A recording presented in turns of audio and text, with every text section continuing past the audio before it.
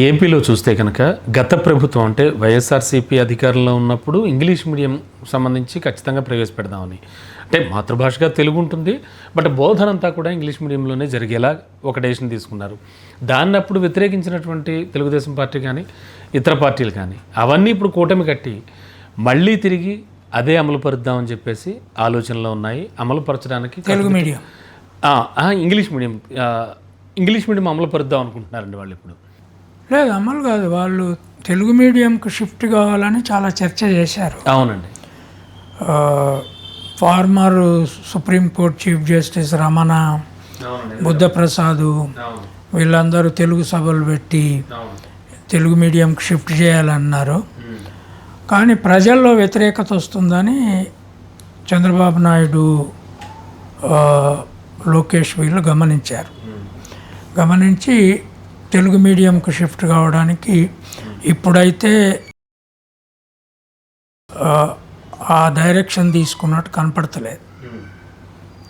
కానీ అక్కడ reactionary anti English శక్తులు బలంగా ఉన్నాయి. తెలంగాణలో లేవు ఇప్పుడు అట్లాంటి.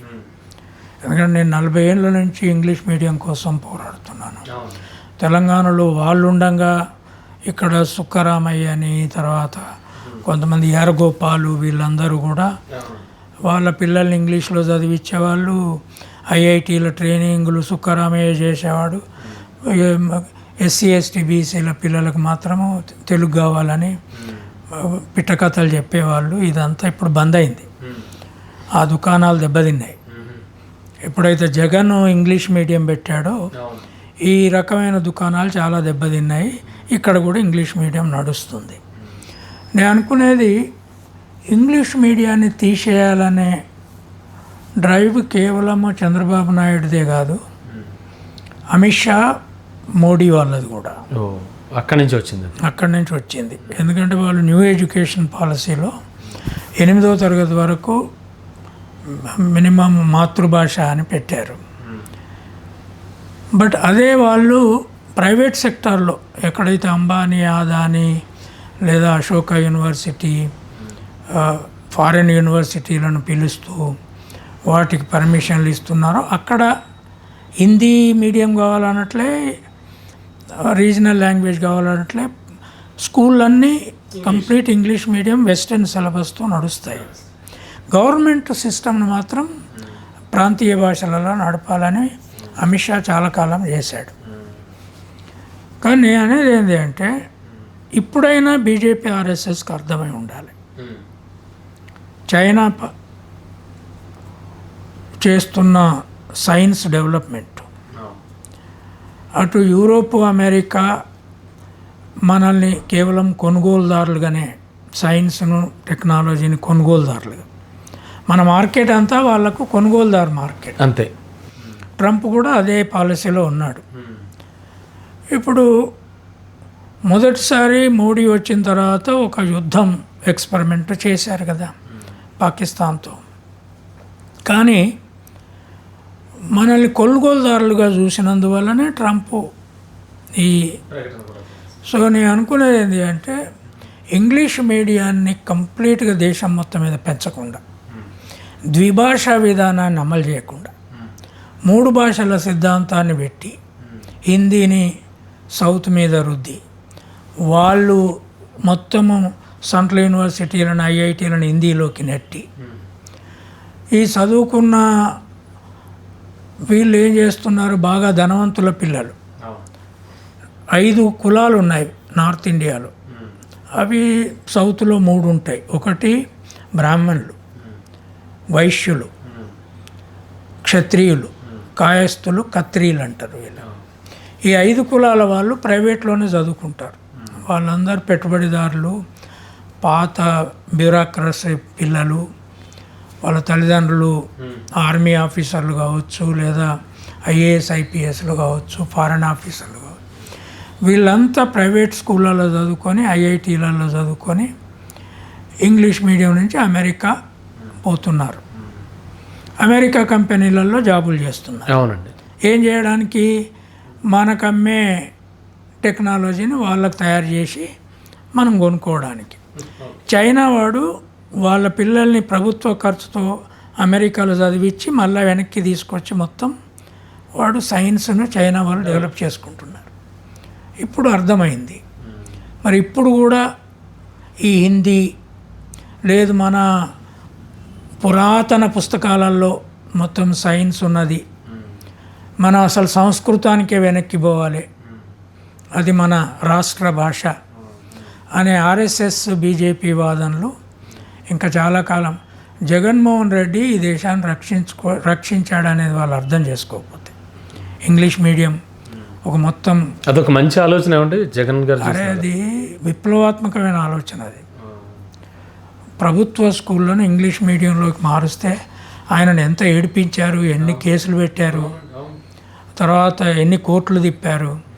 అయినా ఆయన సుప్రీంకోర్టు జడ్జిమెంటు బేసిస్ మీద తల్లిదండ్రులు ఏ మీడియం కావాలనుకుంటే ఆ మీడియం ఇవ్వాల్సిన బాధ్యత ప్రభుత్వాలకు ఉన్నదని చెప్పినందువల్ల అది రక్షించబడ్డది. మరింత హైటెక్ సిటీ అని, సైబర్ సిటీ అని రకరకాలుగా టెక్నాలజీ గురించి ఆలోచించే చంద్రబాబు నాయుడు గారు ఎందుకు ఆ దిశగా ఆలోచించట్లేదంటారు? వెనకాల వీళ్ళు చంద్రబాబు నాయుడు ఏంది అంటే ఆయనకు కులపిచ్చి ఒకటి చాలా ఎక్కువ. బీదలకు ఇంగ్లీష్ వస్తే ఇప్పుడు ఆయన మనవన్ని తెలుగు మీడియంలో పెట్టుకోవాలి కదా, అది చేయరు. అది అదే ఈవెన్ ఎంవి రమణ మనవరాళ్ళు ఉండుంటారు, ఆయనకి 2 కూతుళ్ళు ఉన్నారు, వాళ్ళని కూడా తెలుగు మీడియంలో పెట్టాలి కదా, మంచిగా పెట్టరు వాళ్ళు. ఇదంతా ఏంది అంటే తమ పిల్లలు భవిష్యత్తులో కొన్ని 100 ఏళ్ళు నాయకులుగా ఉండాలనేది ఆలోచన. ఇంగ్లీష్ తోటే అది సాధ్యం. Okay sir. ఇవాళ అర్థం కాలేదా ప్రపంచంలో ఇంగ్లీష్ వచ్చిన రాజకీయ నాయకులు డిప్లొమసీని ఎట్లా మేనేజ్ చేస్తున్నారు? రైట్.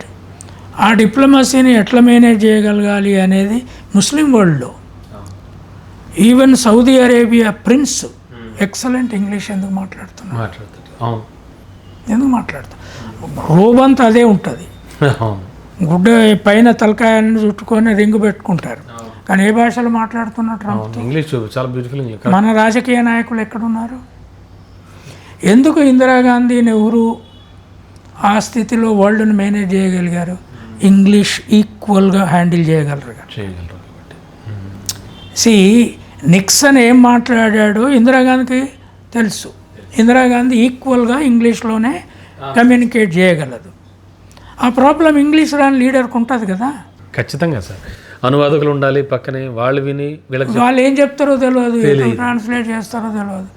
అనువాదకుడే ఇందిరాగాంధీని సొంత సైనికుడే చంపినట్లు, సొంత గాడే చంపినట్లు అనువాదకుడే తప్పుడు చెప్తే ఏం చేస్తావు? నీకు రావాలి కదా.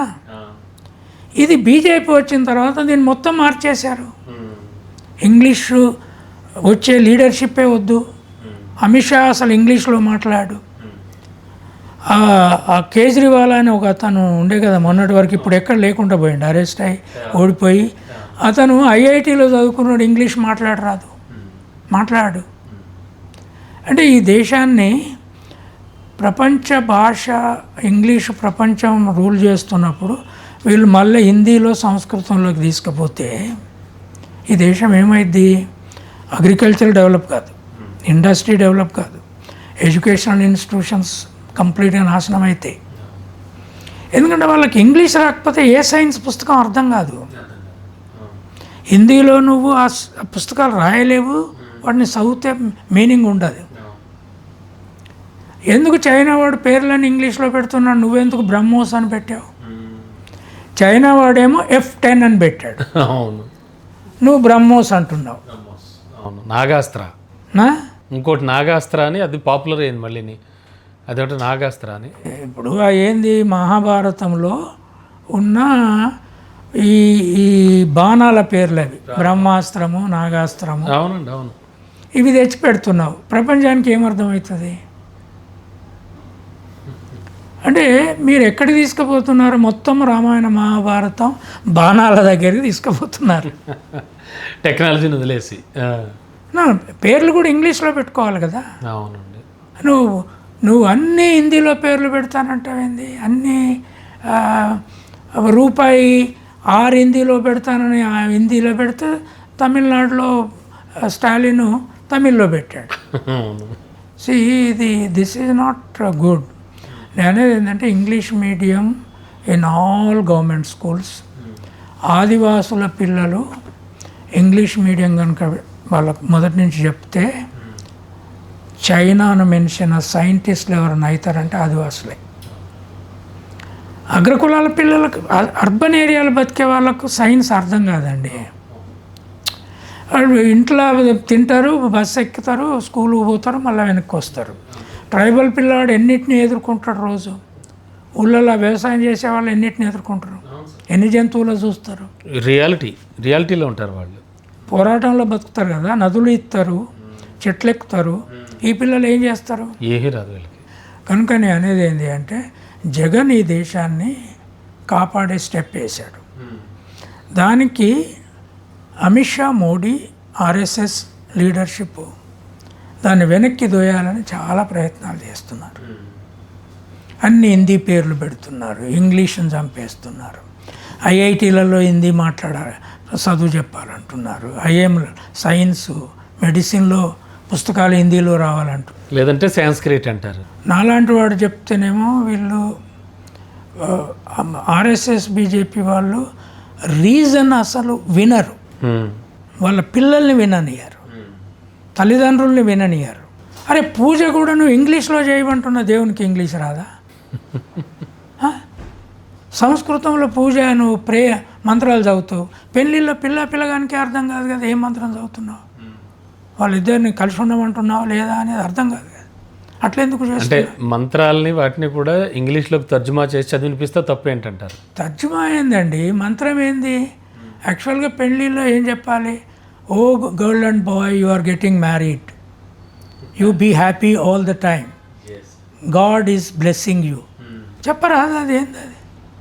నేను ఎక్కడనో పాతది పట్టుకొచ్చి చదువుడు ఎందుకు? ప్రోజ్ అర్థం కాదా దేవునికి? దేవునికి ఓన్లీ మంత్రం అర్థం అవుతుందా? ఇంగ్లీష్ ప్రోజ్ అర్థం కాదు, తెలుగు ప్రోజ్ అర్థం కాదా? తెలుగులో చెప్పుకొని, ఓ అబ్బాయి అమ్మాయి మీరు పెళ్లి చేసుకుంటారా, మీ పేర్లు చెప్పుకొని, మిమ్మల్ని దేవుడు దీవిస్తున్నాడు, మీరు మంచి పిల్లలు కనాలి, ఇంగ్లీషు బాగా మీ పిల్లలు చదువుకోవాలి, చైనాను, పాకిస్తాన్, అమెరికాను, యూరోప్ను మించిన మేధావులు మీరిద్దరు కానీ పెంచాలని చెప్పరాదు. ఏం బాయ్ అంటే పెద్దలు సాంప్రదాయం అది అంటే సాంప్రదాయం అంటే ప్రశ్నించకుండా నమ్మడం. సాంప్రదాయం అంటే ప్రశ్న లేకుండా నమ్మితే మెదట్లా పెరుగుతుంది. నేను గొర్రెలు కాసినోడిని, నాగలి దున్నినోడిని, ఎందుకు ఇంగ్లీష్ నేర్చుకున్నా? తెలుగు కంటే ఇంగ్లీష్ చాలా ఈజీ అని అర్థమైంది నాకు. అది 56 అక్షరాలు, అది ఆ రాయాలంటే ఇట్లా అనాలే, ఇంకో ఆ రాయాలంటే ఇట్లా అనాలే, ఇంకో ఇట్లా అనాలి, ఏ అంటే ఇట్లా అంటే అయిపోద్ది. 26 అండ్ దట్ 26 అక్షరాలు 1,75,000 పదాలతో ఉన్నది. నీ తెలుగు ఎన్ని పదాలు ఉన్నాయి? నీ సంస్కృతం ఎంత పదాలు? బళ్ళే పిల్లల ప్రశ్నలు అడిగారు, ఏం పాఠం చెప్పినా. కాలేజీలో స్టూడెంట్స్ అడిగారు, సైన్స్ రాదు, అమెరికాకు పోయి లేబర్ పని చేసి బతుకుతాం. ఇట్లా తయారు చేశారు ఈ దేశాన్ని. ఎందుకు? ఎడ్యుకేషన్ నాశనం చేశారు మొదటి నుంచి. వాళ్ళు డెవలప్ అవుతారు, కోచింగ్ చేస్తారు. మొదటి నుంచి ఏమో స్వాతంత్రం, పూలే పుట్టేంత వరకు శూద్రులకు చదవద్దన్నారు. పూలే సినిమా చూసినాను? లేదండి, పోయి చూడు. చదువు అయితే మీకు 7 జన్మలలో కుక్కవై పుడతారు, నక్కలై పుడతారని పండితులు పూలే తండ్రితో. ఇట్లా ఆయనకి ఏముంటుంది?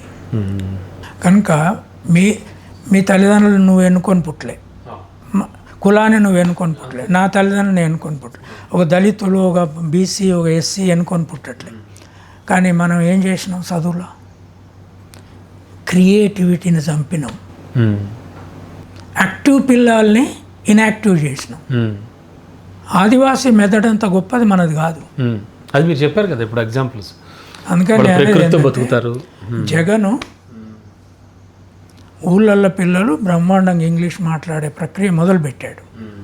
కానీ అప్పుడు వద్దన్నారు. సరే, ఇప్పుడు చంద్రబాబు నాయుడు గారు అంటే మళ్ళీ ఇప్పుడు అమలు పరచడానికి సిద్ధపడుతున్నారు. వాళ్ళు అమలు పరచడానికి కాదండి, లేకపోతే వచ్చే ఎన్నికల్లో వాళ్ళు 3 పార్టీలు కాదు 10 కలిపిపోయినా ప్రజలు ఓటేయరు. అప్పర్ మిడిల్ క్లాస్ నుంచి ఇంగ్లీష్ మీడియం వద్దంటే తర్వాత ఊళ్ళల్లో తల్లులు చీపురు గట్టలు తీసుకొని బయటకు వెళ్తారు. నీ మనవాన్ని ఇంగ్లీష్లో చదివిస్తావు, మాకు వద్దా అని వస్తుంది, ఖచ్చితంగా వస్తుంది. సో అందుకని నేను అనేది ఏంటి అంటే ఇవి చెప్పి చెప్పి అలసిపోయాను నేను. అయ్యయ్యో. మీకు అర్థం కానిది ఎవరన్నా మాట్లాడితే దాని అర్థం చెప్పమని అడుగు. నువ్వు పెళ్లిలో కూర్చుంటున్న పిల్ల అయినా పిల్లగాడైనా తల్లిదండ్రులైనా ఇది అడగకపోతే ఏమి లాభం? ఎన్నేళ్ళ నుంచి నడిచింది ఈ తతంగం, నడుస్తూనే ఉంది. ఏమర్థమవుతుందండి? కనుక ఇంత ఇర్రేషనల్గా నీ మతాన్ని, నీ కుటుంబాన్ని, నీ మెదడును తయారు చేసి ఆర్ఎస్ఎస్ బీజేపీ అదే ఇంకా ముందుకు తీసుకుపోదామన్నాక చైనా ప్రపంచాన్ని పాలిస్తుంది, మనల్ని కూడా పాలిస్తుంది. ఆ విధంగా దూసుకుపోతుందండి చైనా. అందుకని జగన్ బీజాలు వేశాడు, దాన్ని అందరం సపోర్ట్ చేద్దాం.